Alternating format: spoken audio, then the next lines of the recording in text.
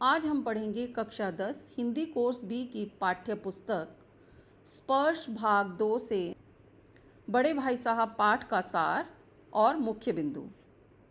और इस पाठ से संबंधित नोट्स प्राप्त करने के लिए आप मेरी वेबसाइट पर विजिट कर सकते हैं। वेबसाइट है www.madhukalash.in।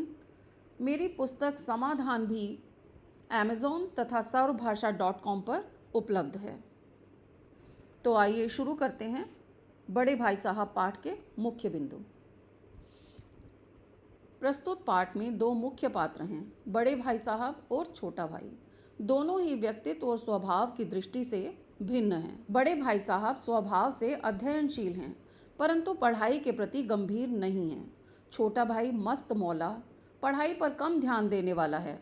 इस पाठ के अनुसार बड़े भाई साहब जो हैं तो छोटे ही, लेकिन अपने से 5 साल छोटे भाई के लिए मिसाल का काम करना चाहते हैं। अपनी आदर्श स्थिति को बनाए रखने के चक्कर में बड़े भाई साहब का बचपना तिरोहित हो जाता है।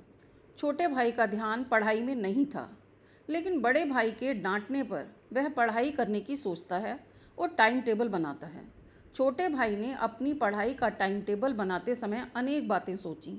उसने सोचा कि वह अब खूब मन लगाकर पढ़ाई करेगा, बड़े भाई को डांटने का मौका नहीं देगा, खेल कूद में अपना समय बर्बाद नहीं करेगा, बड़े भाई को कभी भी शिकायत का मौका नहीं देगा। सुबह 6 बजे से रात 11 बजे तक सभी विषयों को पढ़ने के लिए टाइम टेबल बनाया। जोश में आकर टाइम टेबल तो बना लिया, परंतु उसका पालन न कर पाया, क्योंकि खुले मैदान की हरियाली, प्रकृति प्रेम, खेल कूद, भाग दौड़ उसे मैदान में खींच ले जाती। फुटबॉल और वॉलीबॉल जैसे खेल उसे आकर्षित कर लेते और चाह कर भी वह टाइम टेबल का पालन नहीं कर पाया। बड़े भाई साहब के स्वभाव में अनेक विशेषताएं थीं। बड़े भाई साहब अध्ययनशील, परिश्रमी व धुन के पक्के थे। वह लगभग हर समय पुस्तकें खोले बैठे रहते थे। बड़े भाई साहब उपदेश देने की कला में निपुण थे। उपदेशों के माध्यम से ऐसे ऐसे सूक्ति बाण चलाते थे कि छोटा भाई पढ़ने के लिए विवश हो जाता था। बड़े भाई साहब अनुशासन प्रिय, सिद्धांत प्रिय एवं कर्तव्यपरायण थे। वे आदर्शवादी बनकर छोटे भाई के सामने एक मिसाल प्रस्तुत करना चाहते थे। बड़े भाई साहब वाक कला में निपुण थे।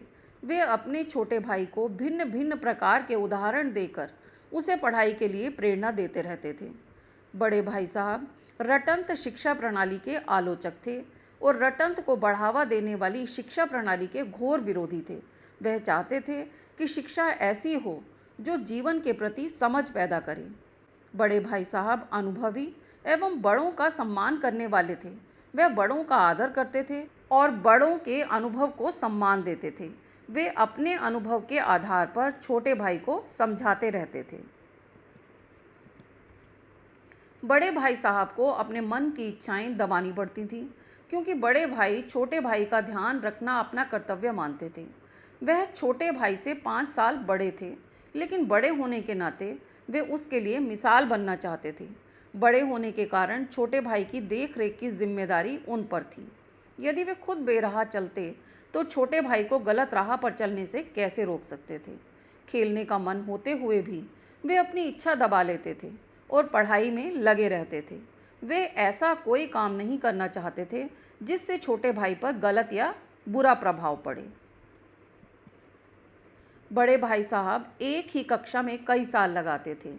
जिस प्रकार किसी मकान को टिकाऊ एवं मजबूत बनाने के लिए उसकी नींव को ठोस और गहरा बनाया जाता है, उसी प्रकार जीवन रूपी भवन की नींव को मजबूत बनाने के लिए शिक्षा रूपी नींव भी मजबूत होनी चाहिए। यदि पढ़ाई का आरंभिक आधार ही ठोस नहीं हो तो मनुष्य आगे चलकर कुछ भी नहीं कर पाता। जो बचपन में मेहनत से अध्ययन करता है उसी की बुद्धि का पूर्ण विकास होता है। वास्तव में यह भाई साहब की पढ़ाई पर व्यंग्य किया गया है। बड़े भाई छोटे भाई को समय समय पर अनेक सलाह और उपदेश देते थे। उसे दिन रात पढ़ाई करने की सलाह देते थे ताकि पढ़ाई की नींव मजबूत हो सके। उसे खेल कूद से दूर रहने के लिए कहते थे, क्योंकि इससे समय बर्बाद होता है। सफलता प्राप्त करने पर अभिमान न करने की सलाह देते थे। उसे समझाते थे कि इतिहास, ज्योमेट्री अत्यंत कठिन विषय हैं। अंग्रेज़ी पढ़ना आसान नहीं है, दिन रात आंखें फोड़नी पड़ती हैं। पुस्तकीय ज्ञान की बजाय व्यावहारिक ज्ञान सीखने की सलाह देते थे। उसे बताते थे कि जीवन का अनुभव अधिक लाभकारी है। फेल हो जाने पर भाई साहब ने छोटे भाई को समझाना कम कर दिया और छोटे भाई ने बड़े भाई साहब के इस नरम व्यवहार का अनुचित फायदा उठाया। उसने मनमानी शुरू कर दी। उसने पढ़ना छोड़ दिया और छिपकर पतंग उड़ानी शुरू कर दी। भाई साहब के बार बार फेल होने पर लेखक यानी छोटे भाई के स्वभाव में अंतर आ गया। लेखक की मनमानी और स्वच्छंदता अधिक बढ़ गई। बड़े भाई का खौफ उसके मन से निकल गया। बड़े भाई के प्रति उनके दिल में आदर भाव भी कम हो गया। उसे यह विश्वास हो गया था कि वह पढ़े ना पढ़े पास तो हो ही जाएगा। उसे स्वयं पर घमंड हो गया था। बड़े भाई साहब ने किताबी ज्ञान की बजाय बुद्धि के विकास को अधिक महत्व दिया है।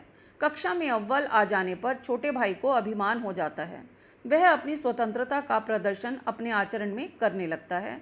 यह देख बड़े भाई साहब ने उसके अभिमान को लक्ष्य करके कहा कि कक्षा में प्रथम आकर यह न सोचो कि तुमने बहुत बड़ी सफलता पाली है। इस सफलता से बड़ी चीज़ है बुद्धि का विकास, और इस अनुभव में तुम अभी भी छोटे हो। इस मामले में मेरी बुद्धि तुमसे अधिक विकसित है। बड़े भाई साहब के फेल हो जाने पर छोटे भाई के मन में उनके लिए आदर भाव समाप्त हो जाता है।